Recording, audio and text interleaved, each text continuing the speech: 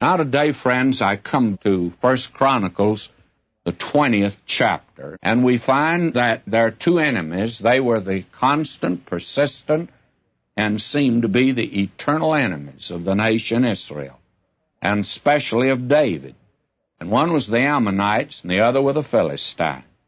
And may I say that there's no such thing as compromise, that there are certain things that have to be fought out. And we're fighting against spiritual wickedness today in the high places. If you're a child of God, you're also a soldier of God. That's the reason we're enjoying put on the armor of God. We're not to march against anyone. We're to stand. Stand, and that is the thing that's important today. If you stand for the things of God, you're in a battle, my friend. You're in a war, whether you like it or not. And the war may cease in Asia and in Africa and Europe and in the Western Hemisphere, but there'll still be war as long as there's evil in the world. Now, will you notice, I begin reading at verse 1. And it came to pass that after the year was expired, at the time that kings go out to battle, Joab led forth the power of the army, wasted the country of the children of Ammon, and came and besieged Rabbah. But David tarried at Jerusalem. Joab smote Rabbah and destroyed it. Now, we find here that this seems rather strange, does it not? It looks like Joab was the one that was the aggressor in this particular case.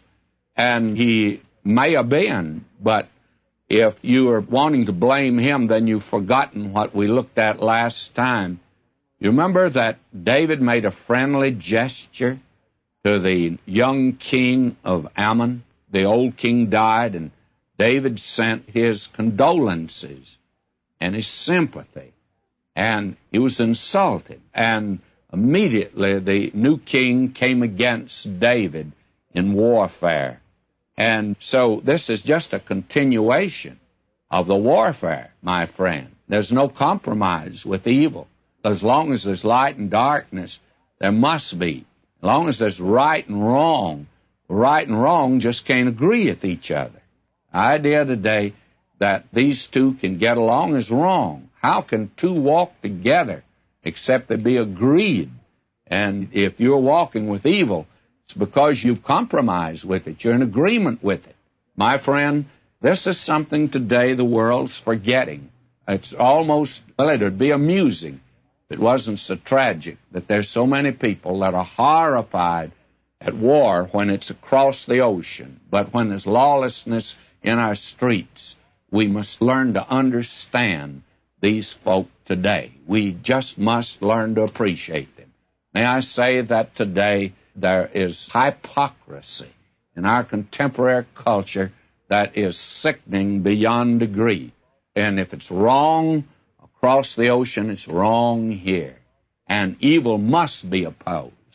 Lawlessness must be opposed. It has to be. There cannot be right unless wrong is opposed. Now you have here the other persistent enemy of Israel and of David, the Philistines. Verse 4, it came to pass after this that there arose war at Gezer with the Philistines. And we are told that the children of the giant were subdued. You remember this was the place where David had slain the giant.